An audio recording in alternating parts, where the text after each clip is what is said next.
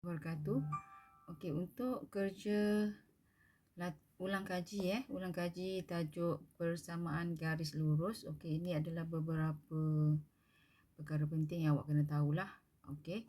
So yang paling basic kat sini nanti boleh tengok balik semula konsep kecerunan ialah nisbah antara jarak mencancang dengan jarak mengufuk. So itu basic dia lah. Jarak mencancang ialah yang ini. Okey, so itu jarak mencancang, ini jarak mengufuk. So selalunya kita akan cakap ini ialah Y, ini ialah X. Okey. So ini pada satah Cartesian. Okey, di mana B ialah satu koordinat X2 Y2, A X1 Y1. Jadi kita akan dapat formula yang pertama untuk menentukan kecerunan, iaitu M sama dengan Y2 tolak Y1 per X2 tolak X1, ataupun sebaliknya. Okey, ini sebaliknya. Okey, dan formula yang kedua untuk kecerunan ialah M sama dengan negatif pintasan Y per pintasan X. Yang ini untuk situasi yang mana? Ini untuk situasi apabila kita boleh baca ataupun kita boleh identify pintasan X dengan pintasan Y dia.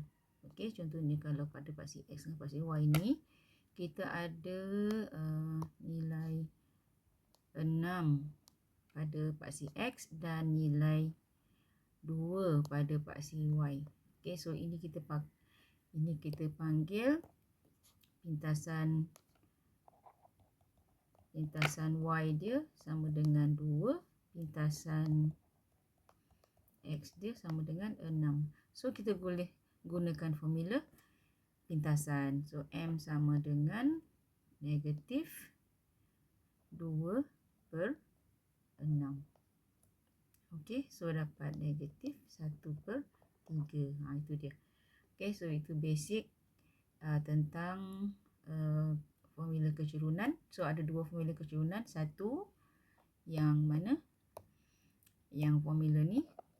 Okey, atau ini sama saja. Okey, satu lagi. Yang kedua ialah formula kecerunan yang menggunakan pintasan. Okey, pintasan X ataupun pintasan Y. Yang kita boleh nampaklah pada garis lurus. Okey, ini mana garis lurusnya? Okey, macam tu. Alright. Okey, yang seterusnya, yang basic yang kita kena tahu, okey, ialah inilah. Kalau dia condong, okey, so M ada nilai. Okey, kalau dia condong, M-nya ada nilai. Kalau garis mendatar, M-nya sama dengan sifar, kosong. Okey, dan kalau dia bentuk macam ni pula, M-nya lebih kecil daripada kosong. Okey, maksudnya ini, maksud kat sini, sini M positif. Okey, dia ke kanan atas. Okey, ini M negatif. Dia ke kiri atas, menuju ke kiri atas. Okey. Okey, satu lagi yang kita kena take note ialah B ni dengan satu lagi situasi, kalau M sama dengan kosong and then dia potong paksi Y. Dia potong paksi Y, so automatik persamaan dia ialah Y sama dengan A. A tu ialah apa nilai dekat pintasan Y. Okey, satu lagi situasi ialah apabila dia potong paksi X. Ini perkara basic yang awak kena tahulah. Okey, so contoh dia potong paksi X pada B. So ini automatik persamaannya ialah X sama dengan B. Okey. Okey, itu saja basic yang awak kena tahu tentang persamaan garis lurus.